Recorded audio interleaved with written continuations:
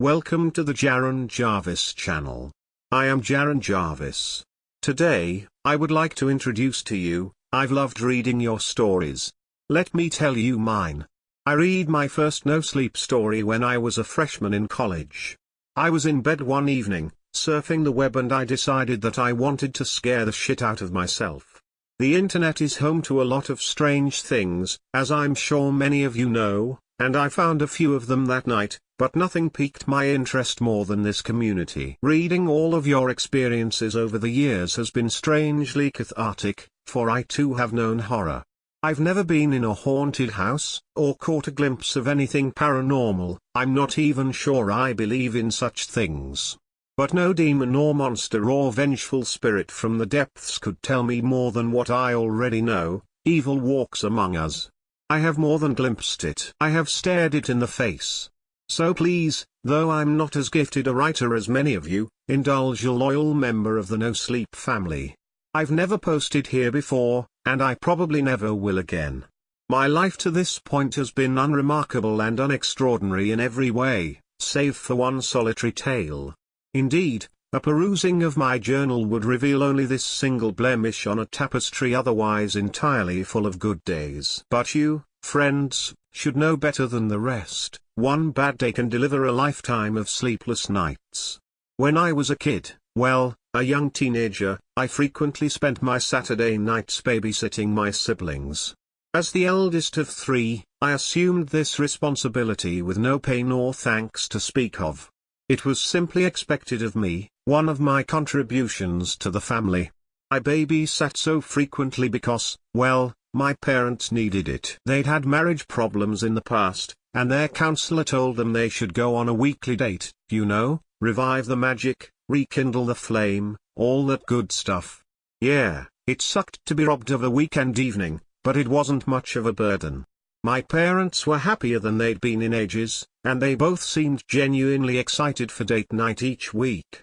I would have rather been doing other things, of course, but I'd seen my aunt and uncle go through a nasty divorce a few years back, and I desperately wanted my parents to stick together. And so it was that on the night of December 3rd, in the year 2006, I stood at the open front door of my secluded Colorado home, waving goodbye as my parents backed out of the icy driveway. "Drive safe," I called out, steam pouring from my mouth. I don't know if they heard me or not. Wrapping my arms around my torso in response to the wintry mountain air, I entertained myself for a few brief moments by exhaling forcefully and watching my breath float away into nothing. And there was truly nothing around me, not a car or a creature in sight. It wasn't long before I grew bored and turned back into the warm house, nose tingling from the chill. Georgie and Kate were eating their dinner at the kitchen table. As I watched them, I couldn't help feeling like an only child. Georgie, 3 years my junior, was severely autistic and about as talkative as a bag of bricks. He only spoke when he really wanted something, and only then in the simplest of words. Milk and sandwich was code for peanut butter and jelly with the crust cut off, which he was presently devouring. Kate, meanwhile, was still a beautiful bouncing baby, just shy of 2.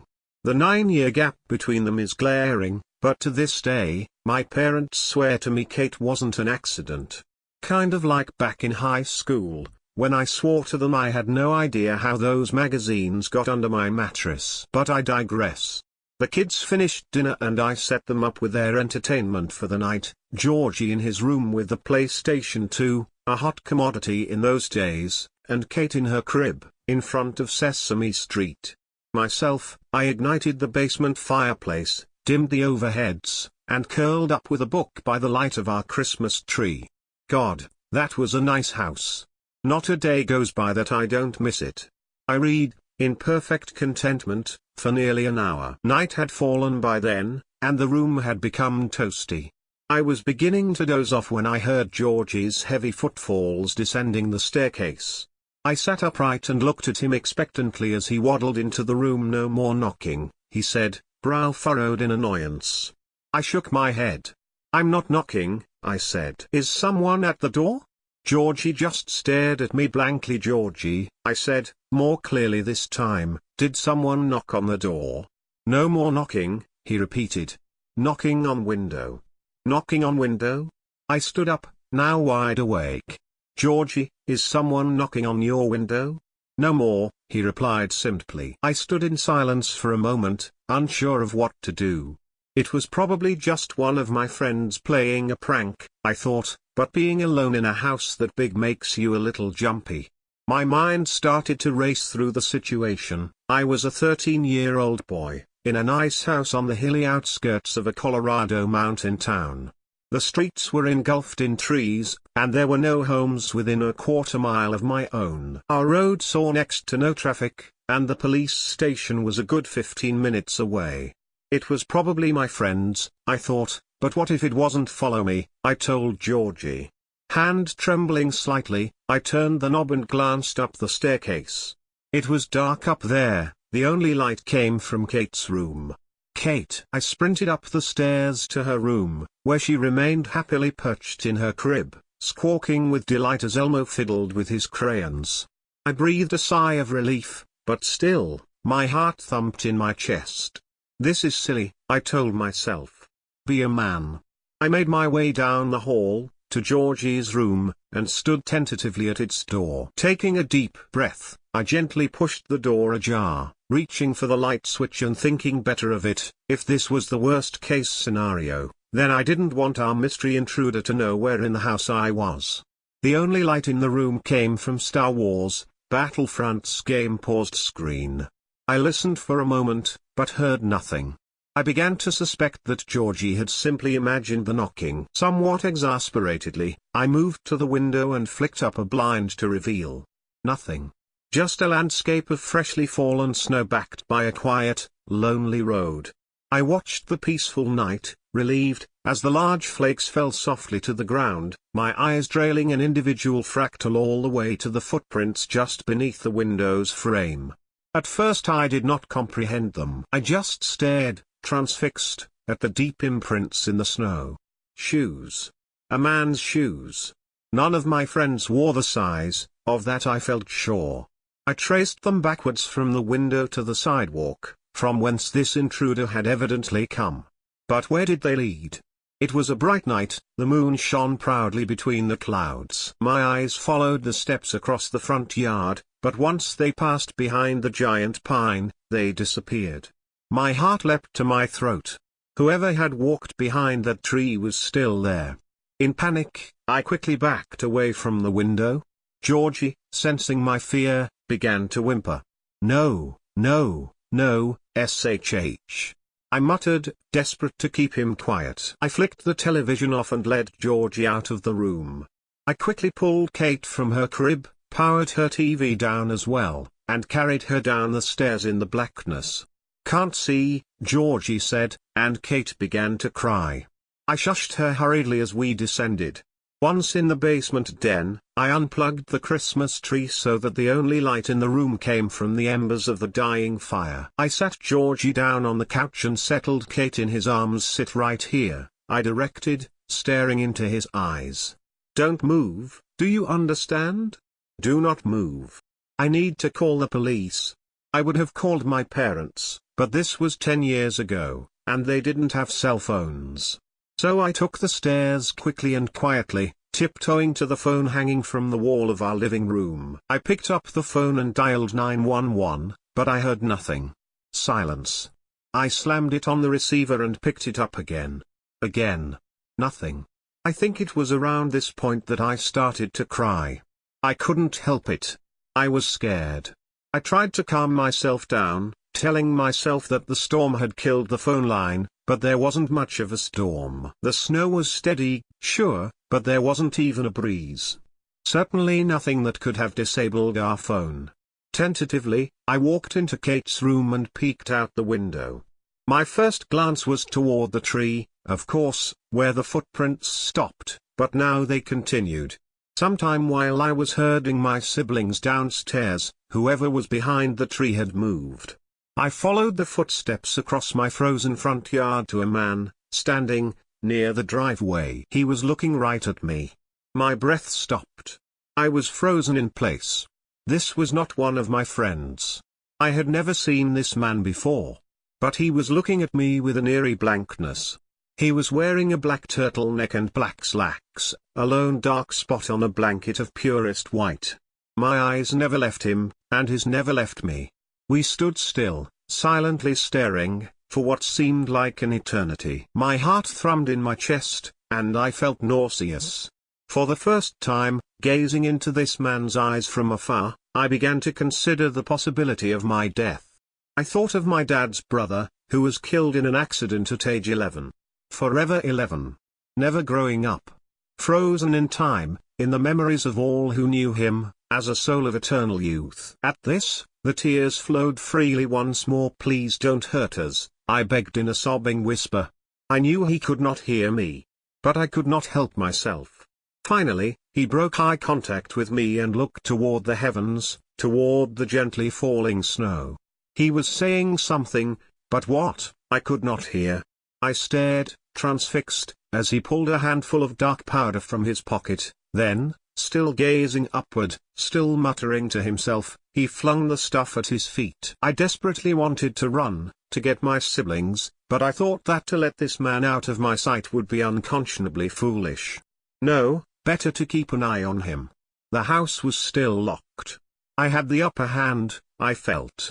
Besides, I could not bring myself to look away from the strange ritual unfolding before me. The man had removed his sweater and flung it carelessly to the ground behind him. He was no longer staring skyward, but his lips continued to move.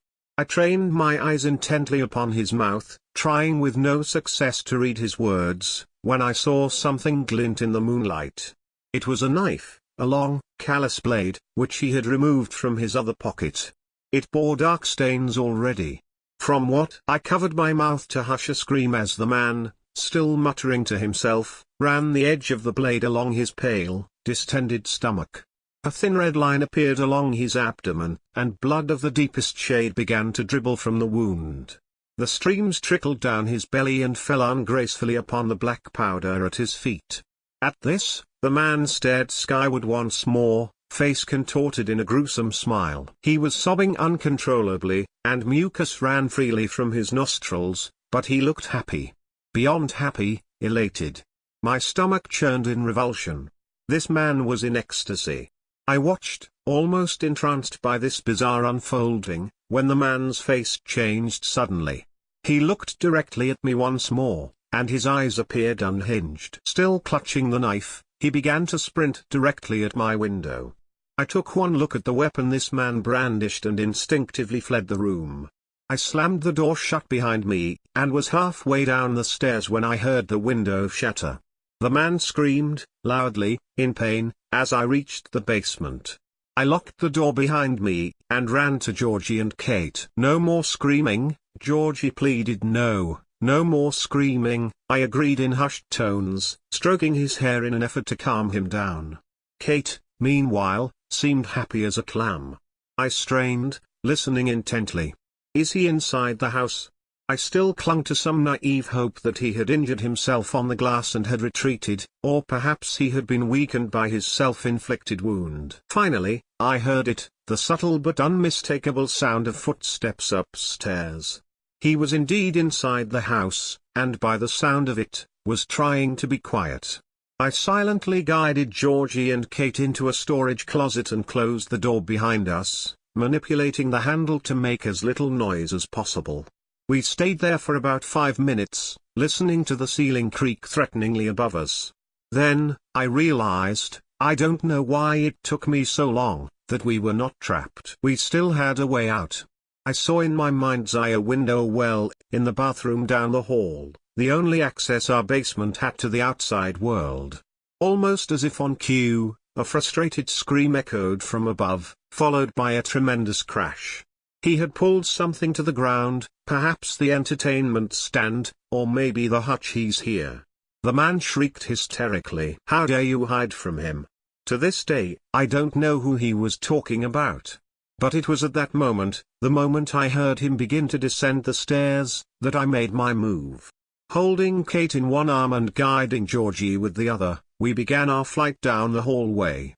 As we reached the bathroom, I stared fixedly at the window near the ceiling. It would be a tight fit, but we could make it. I flung the window open, stood on the toilet, and placed Kate gently in the shallow window well. Then I stepped off, and told Georgie to get on. Yucky gross, no standing on toilet, he said, looking embarrassed. I heard the man fumble with the locked handle at the base of the stairs. Time was running out. I'm not proud of what I did next, but it was the only way I could think of to get Georgie to cooperate. I smacked my brother roughly across the face and grabbed him by the shirt with both hands. Georgie, get on the fucking toilet.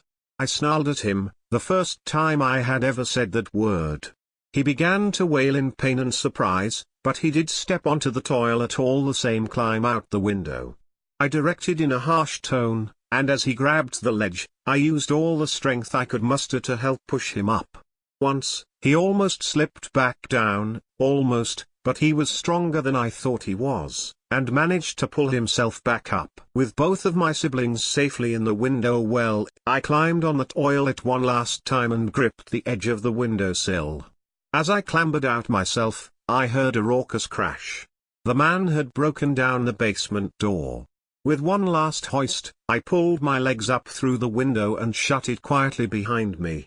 As I helped my siblings out of the well, I heard one last anguished shout from the man, muffled through the pane of glass. "Why are you hiding from him? Cold!" screamed Georgie as I led him, barefoot, through the snowy grass. In panic, I shushed him, but it was no use. He and Kate were both crying quite loudly by this point. My only hope was to get them as far away from the house as possible. I heard a distant crash from inside the house, and I quickened our pace. Feet numb, I sprinted through the yard to the sidewalk, and practically had to drag Georgie onto it. "Bathroom light on," he said pleadingly. He was obsessive about turning off lights and electronics before leaving, and he was correct. We had left the bathroom light on in our haste. I ignored him and rushed us down the frozen pavement, stepping on sharp rocks and sticks and not even comprehending it. Adrenaline surged through my veins. I didn't know what we were headed toward, all I knew is what we were headed away from. The snow was falling much harder by this point. I could already see it collecting in a pile on Kate's head. Her nose was beet red and dripping with snot. I needed to get her inside. But where? I looked ahead and saw a light, off in the distance. The Garland's house. I'd said maybe a grand total of 6 words to Mr. and Mrs. Garland my entire life, but that was our one option. It was in their house that we would seek refuge. My house was now around the corner and out of sight, but I did not let up the pace until Georgie tripped on something and landed in a dark puddle. "Hey!" he screamed indignantly, looking back at his stumbling block. In the glow of the distant street light, I could see, Georgie had fallen into blood. A dead man lay, face up and eyes open, on the sidewalk. Snow had fallen onto most of him, and he had been mostly invisible until Georgie's feet had connected with his midsection. I remembered the dark stain I had seen on our intruder's knife. "Come on," I pled, wrenching my eyes away from the grisly scene as I pulled Georgie to his feet. We ran for another 60 seconds, maybe, and finally reached the Garland's front door. The window into their parlor was open and a fire was roaring. Mr. and Mrs. Garland sat, drinking tea, in cozy armchairs. I pounded ferociously on their door. They answered together, utter bewilderment stamped on their faces. I handed Kate to Mrs. Garland and collapsed into tears. The police arrived at my home 15 minutes later and apprehended the man, unconscious, lying in a crumpled heap on the floor of our basement bathroom. They discovered him with a fractured skull, many deep lacerations from the window of Kate's room, and intestines partially protruding from the wound on his gut. He had slipped in his attempt to climb where we had climbed, hit his head, and knocked himself out. Apparently, he confessed under questioning that he was a member of a strange cult, a cult which, as far as anyone can tell, does not even exist. He claimed to have been taking part in a ritual which required the sacrifice of a pure soul, and my autistic brother had been his target that night. My parents have not shared with me all the details of what happened after that night, but as far as I know, our intruder is currently rotting in a cell. The man he killed, the man lying on the sidewalk, was a friend of my father who lived 2 streets over. He had called his wife on his cell phone not long before he died, informing her of a suspicious man dressed in black, stalking around the neighborhood. My parents arrived home from their date to find police swarmed around the block and their home a crime scene. My father relocated at work, and we had moved across the Rockies to Salt Lake City just 2 weeks later. Kate is now a bratty middle schooler. As far as I'm concerned, she's perfect. Georgie, now 21, hasn't changed a bit, but he loses his mind if someone knocks on a window. As for me, I'm a bit of an adrenaline junkie now. I climb mountains with narrow trails and steep ridges, I go cave diving in places where you shouldn't, all, I think, in an attempt to recreate the fearful intensity of that one snowy night long ago. But it never works. The closest I come is when I'm alone, in my room, in the dead of night, when I'm reading your worst stories about your worst times, and the things that chase you in your dreams. Then, and then alone, is when the real fear sets in. Read more.